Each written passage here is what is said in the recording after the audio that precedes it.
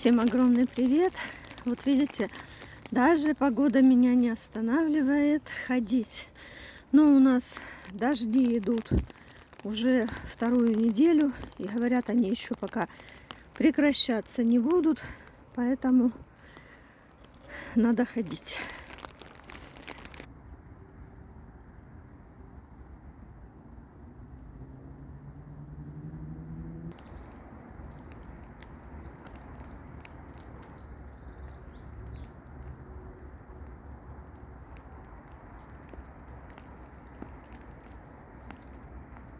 Сегодня хотела поговорить про похудение, без чего похудение у вас никогда не получится. Это в первую очередь, если у вас нет мотивации. Вы должны знать, для чего вы хотите похудеть. Для здоровья, для красоты, для стройности. И если у вас будет мотивация, у вас все получится. А если ее не будет, то вы так и будете смотреть ролики про похудение и просто сидеть на диване. Возможно, вы начнете что-то делать, посмотрев очередной ролик, но вы будете без мотивации. Поэтому вам это все быстро очень надоест, и вы все бросите. Поэтому в первую очередь вы должны сами для себя понять, для чего вам это надо. И обязательно напишите в комментариях, какая у вас мотивация, что вы хотите приобрести. Мне кажется, что здоровье самое главное для нас. Дождик идет, но мне не мешает это заниматься и ходить. Одела очки, попал дождь в глаз, тушь потекла. Первое – это мотивация. У нас, когда идет дождь, расставляют вот такие вот трафаретики, чтобы не ставили там машины, потому что именно в этих местах может залить все. Вода собирается. Но это я отхожу от темы. И на первом месте у нас стоит, конечно же, мотивация. Второе – это режим дня. Его нужно обязательно отрегулировать, чтобы наши гормончики не сбивались. Спать, конечно же, лучше ложиться в 10. И в течение часа до 11 часов вы должны уже уснуть. Так будет хорошо вырабатываться и мелатонин. Хочу сказать, если вдруг не получится у вас сразу заснуть, и вы там крутитесь в постели, крутитесь, вертитесь, лучше встаньте, займитесь какой-то такой нудной работой для вас, или просто почитайте какую-то книжку, тоже такую нудную, неинтересную. Вот. И так вы быстрее захотите спать. Как только захотели, сразу бегом идите, ложитесь в постель. Конечно же, тяжело жить в стрессе. Он влияет на наши гормоны и полностью на весь организм. Видите, как течет у нас вода уже. Желтая глина.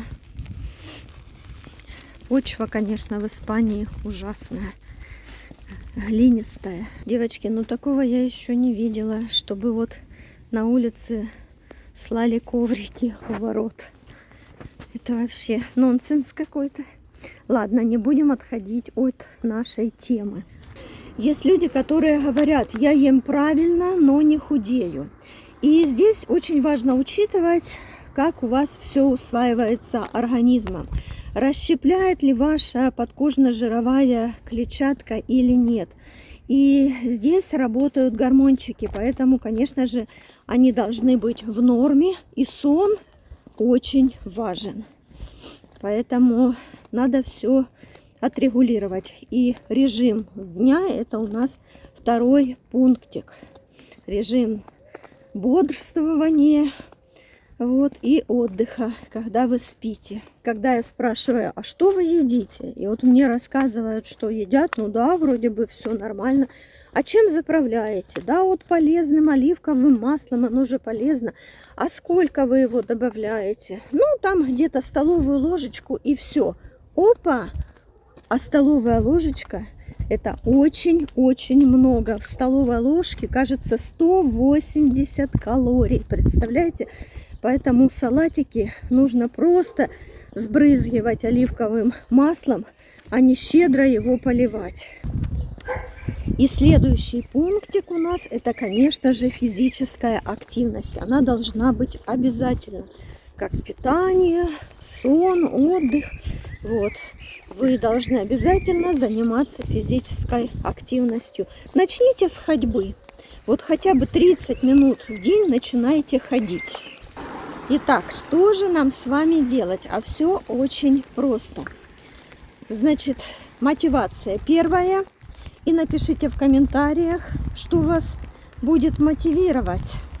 Я уже об этом говорила выше. Второе. Регулируем режим дня, сна и отдыха. Третье. Питание.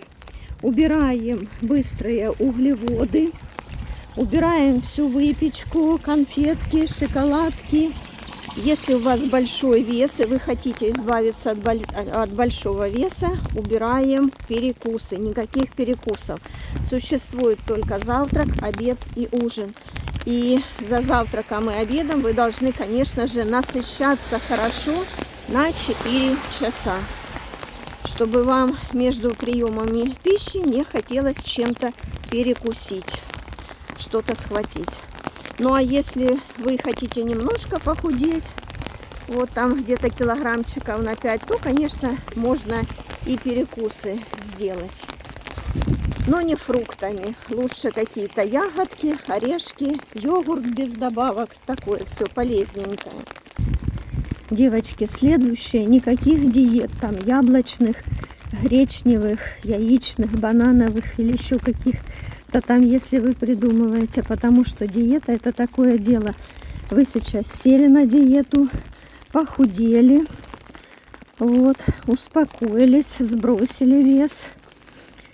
И потом опять начнете набирать. Потому что, когда человек сидит на диете, в основном он потом начинает срываться. И его вес опять возвращается назад, а то и тянет за собой еще пару-тройку килограмм. Поэтому у нас только сбалансированное питание, вот, дефицит калорий, физические нагрузки.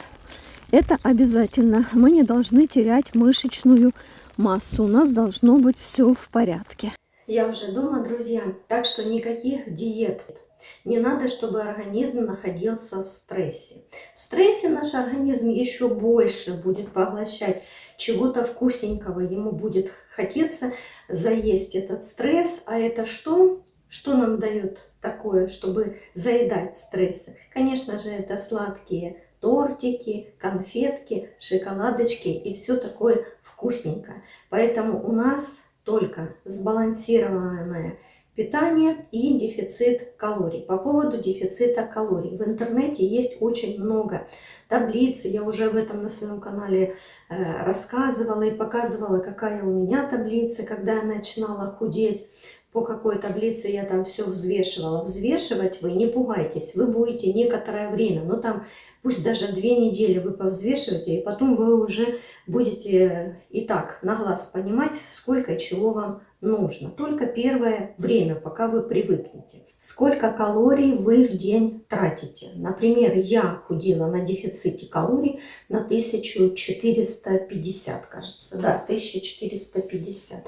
И вот мне не надо было превышать эти 1450. Если бы я превышала, значит бы я вес набирала еще больше.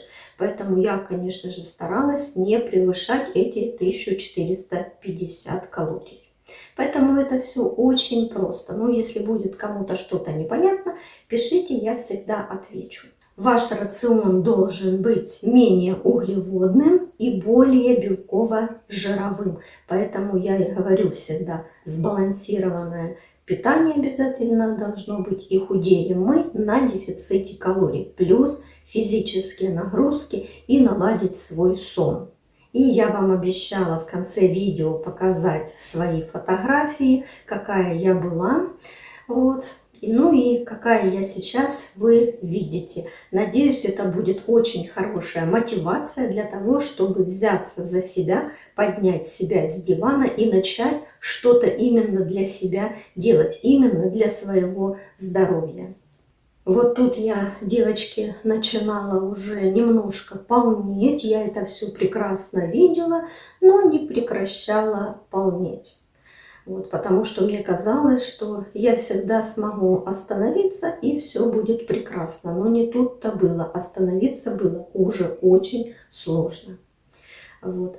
И когда я через какое-то время встретила свою старую давнюю подругу, с которой мы не виделись много лет, вот, она меня увидела, и она не могла сдержать своих эмоций. Она сказала мне: что с тобой происходит? Я говорю: что со мной происходит? Она говорит: ты почему из такой красивой девушки превратилась в такого гадкого толстого утенка? Вот. Мне, конечно же, это было обидно. Но потом я пришла домой, посмотрела на себя в зеркало и решила взяться за себя. Хотя на тот момент у меня уже страдали суставы, страдала спина, были головные боли, были проблемы в ЖКТ. Вот, посмотрев на себя в зеркало, я решила измениться. Каким образом? Подстричься и перекрасить волосы. Я думала, я так стану худее, вот, и менее заметной. Но я стала ярче и еще более заметнее. Вот. Потом я на это все плюнула и уехала в Турцию на отдых. Вот. Там, когда я отдыхала, посмотрела на красоток в купальниках моего возраста и даже старше меня, посмотрела, понаблюдала и решила взяться за себя. Вот прежде всего я, конечно же, решила взяться это из-за своего здоровья, из-за проблем, которые меня уже настигли. Вот, приехав домой, я полностью изменила свой образ жизни. И вот, знаете, есть люди, которые говорят: ой, да жизнь одна, и надо ее жить в свое удовольствие. И получается, для этих людей удовольствие это чтобы пожрать, выглядеть некрасиво, да, и быть нездоровыми. Это считается удовольствием. Ну, я с этим сейчас в корне не согласна. Мы действительно живем один раз. Мы с вами не мусорные баки, чтобы запихиваться непонятно чем, да. Вот, поэтому здоровье для нас превыше всего.